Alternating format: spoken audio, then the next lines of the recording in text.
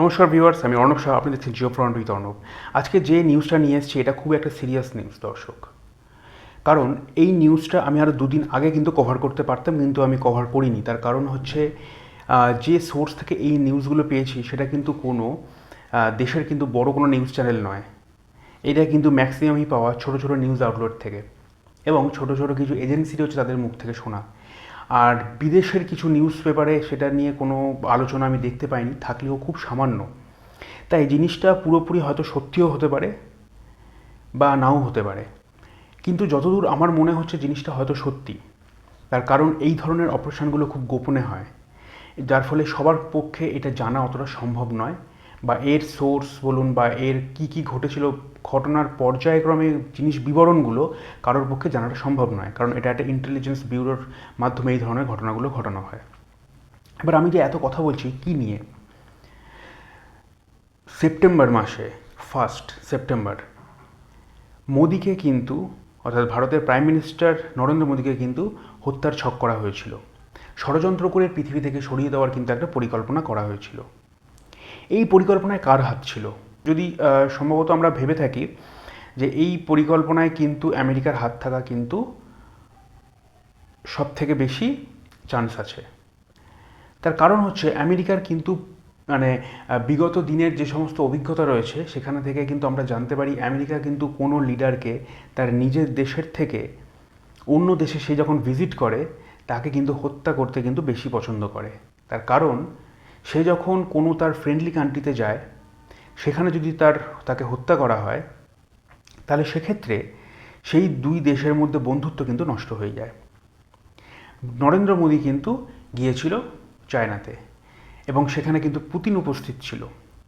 যদি নরেন্দ্র মোদীর সেখানে কোনো রকম ক্ষতি হতো, তাহলে সেক্ষেত্রে কিন্তু ভারত, রাশিয়া এবং চায়না, এই তিন দেশের মধ্যে সম্পর্ক কিন্তু নষ্ট হয়ে যেত, যেটা হয়তো আগামী 10 বছর বা 15 বছরে রিকভার করা কিন্তু সম্ভব হতো না। এই ধরনের ঘটনাই কিন্তু ঘটতে চলেছিল। কিন্তু এখানে বলে রাখি, মাঝখানে রয়েছে রাশিয়া। ভারতের একটা প্রাইম মিনিস্টারের কথা মনে আছে, লাল বাহাদুর শাস্ত্রী। তার সাথে কি হয়েছিল? তিনিও কিন্তু মারা গিয়েছিলেন, এবং তিনি সেখানেই মারা গিয়েছিলেন যেখানে আমেরিকা চেয়েছিল, অর্থাৎ রাশিয়াতে। লাল বাহাদুর শাস্ত্রী যখন রাশিয়াতে গিয়েছিলেন, তাকে কিন্তু বিষ দিয়ে হত্যা করা হয়েছিল, খাবারের সাথে বিষ মিশিয়ে। তার ফল পরেও হয় কিন্তু আমাদের রাশিয়ার সাথে ভারতের সম্পর্ক কিন্তু নষ্ট হয়নি। তার কারণ ভারত সেই সময় রাশিয়ার ওপর খুব বেশি ডিপেন্ডেন্ট ছিল সব দিক থেকে। ভারতের যে সমস্ত পঞ্চবার্ষিকী পরিকল্পনাগুলো সেই সময় লাগু করা হয়েছিল, সেগুলো কিন্তু রাশিয়া থেকে কপি করা, অর্থাৎ রাশিয়া থেকে ইন্সপায়ার হওয়া, যে রাশিয়া কীভাবে তার দেশকে চালায়। সেই সময় রাশিয়া কমিউনিস্ট গভর্নমেন্ট এখনও রয়েছে। ভারত কিন্তু সেটা দেখে শিখেছিল সেই সময়, অর্থাৎ ভারত এবং রাশিয়ার মধ্যে বন্ধুত্ব কিন্তু খুব বেশি ছিল। সেটাকে হয়তো নষ্ট করার জন্য আমেরিকা এই কাজটা করেছিল।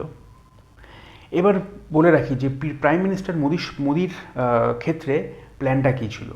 প্ল্যানটা ছিল সেম, অর্থাৎ নরেন্দ্র মোদীকে যদি চায়নাতে যদি তাকে কোনো রকম ক্ষতি করা সম্ভব হয়, তাহলে সেক্ষেত্রে কিন্তু চায়না, ভারত এবং রাশিয়ার মধ্যে সম্পর্ক কিন্তু চিরতরে নষ্ট হতে পারে।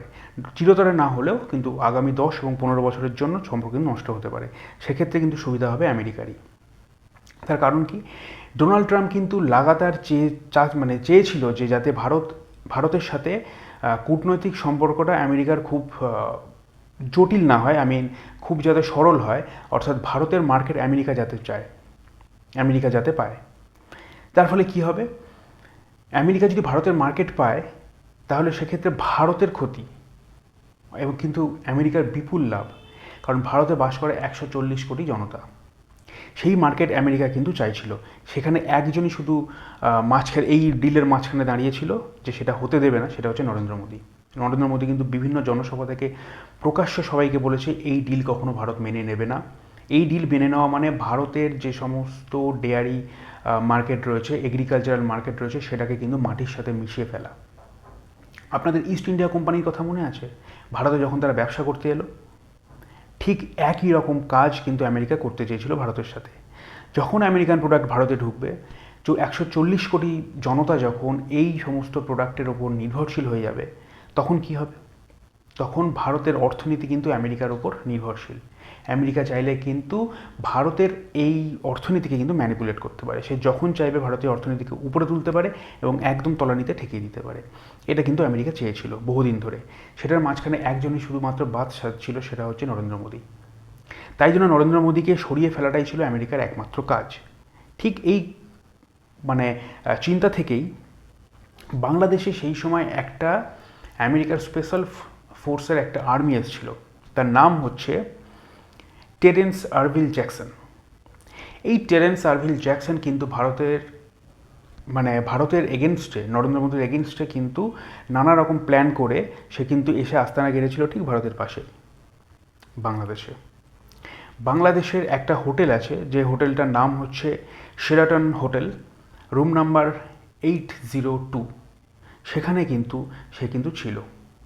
এবং এই যে খোঁজটা পেয়েছিল সবার আগে কে এবং তার কি প্ল্যান, এটা কিন্তু কে জানতে পেরেছিল? এটা কিন্তু রয় প্রথমে জানতে পারেনি, কারণ রয়ের কিন্তু এটা আইডিয়াতেই ছিল না যে আমেরিকা এই ধরনের কোনো রকম প্ল্যান করতে পারে।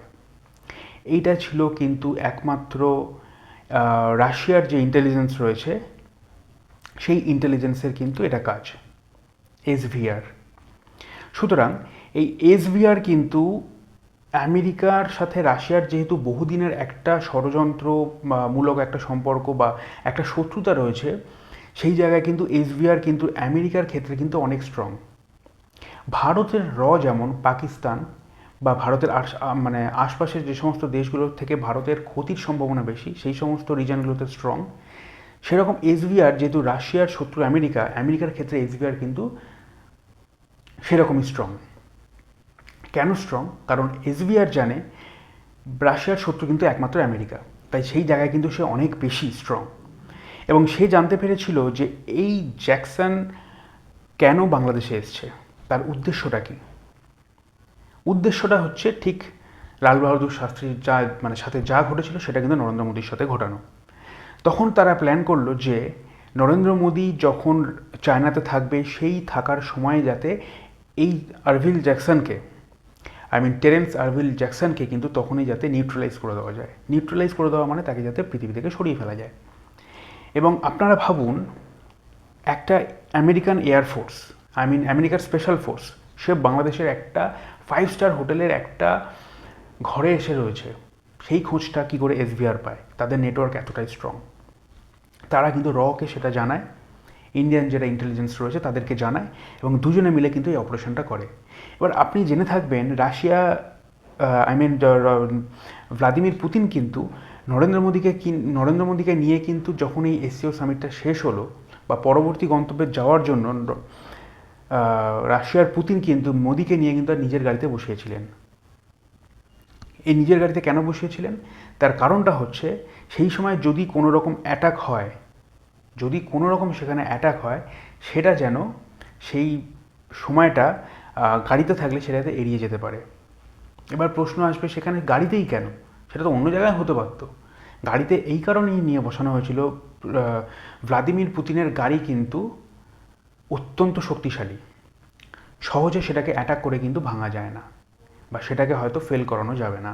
সেই জন্য কিন্তু নরেন্দ্র মোদীকে প্রোটেকশন দেওয়ার জন্য, যতটুকু আমি জানতে পারছি, ভ্লাদিমির পুতিন কিন্তু এক গাড়িতে 45 মিনিটস কাটিয়েছিলেন।